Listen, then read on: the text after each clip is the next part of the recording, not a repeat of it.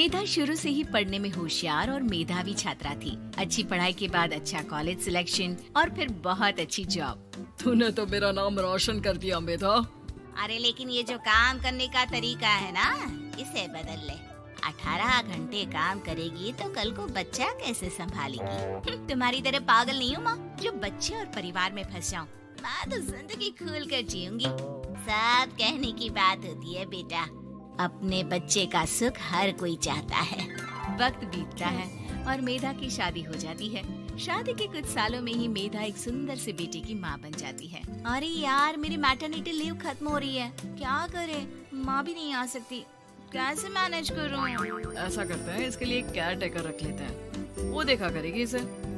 मेधा को पति की बात जच जाती है और वो केयर टेकर की तलाश शुरू कर देती है। एक दिन उन लोगों के घर एक महिला आती है जो दिखने में पढ़ी लिखी लगती है।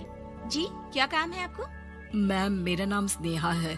आपका एड देखा केयर टेकर का, क्या मैं आपके यहाँ काम कर सकती हूँ? हाँ, क्यों नहीं, लेकिन आप तो अच्छे घर की लगती हैं, फिर नौकरी क्यों?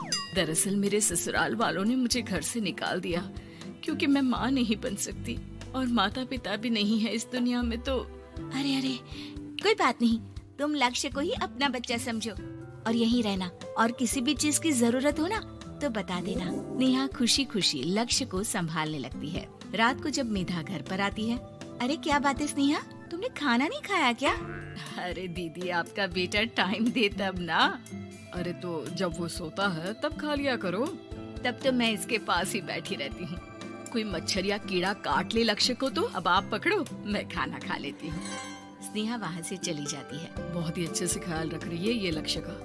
मेधा, इतना तो शायद तुम भी ध्यान नहीं देती। मेधा को पति की बात बुरी तो लगती है लेकिन कुछ नहीं कहती। धीरे धीरे स्नेहा मेधा और उसके पति के साथ बाहर भी जाने लगी।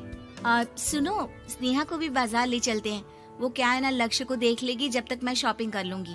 हाँ चलो, वैसे मैं चाह रहा था कि लक्ष्य को लेकर हम दोनों ही चलते।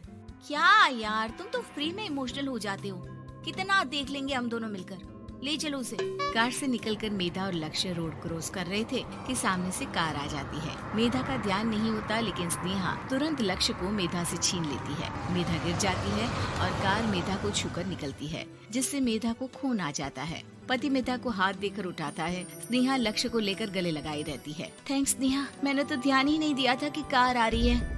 स्नेहा का गुस्सा मालकिन पर टूट पड़ता है।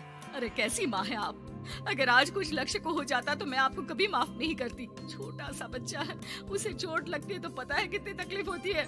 पति भी स्नेहा को देखने लगता है कि उसे क्या हो गया। मेधा को स्नेहा पर काफी गुस्सा आ जाता है। घर आकर कहती है, देखो स्नेहा, माना तुम लक्ष्य को बहुत प्यार करती हो, लेकिन वो मेरा बेटा है, मैं कभी जानबूझकर उसके साथ बुरा नहीं कर सकती, समझी?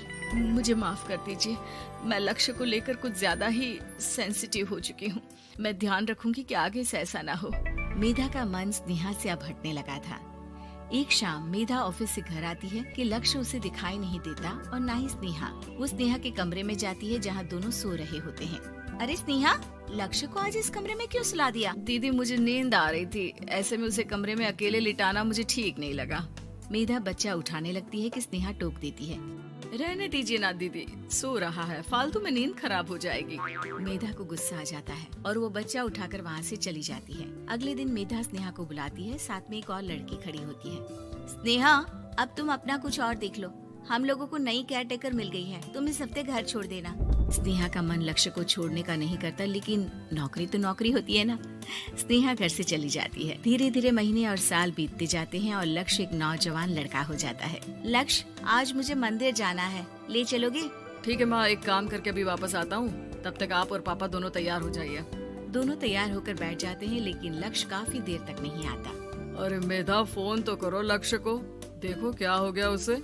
मेधा फोन करती है तो पता चलता है कि लक्ष्य का एक्सीडेंट हो गया है और वो सिटी अस्पताल में है। जल्दी चलिए, पता नहीं कैसा होगा मेरा बेटा। अरे चिंता ना करो, सब ठीक होगा, मैं अभी कार निकालता हूँ। दोनों मियाँ बीवी अस्पताल पहुँचते हैं जहाँ वो लोग देखते हैं कि लक्ष्य बिस्तर पर पड़ा होता है।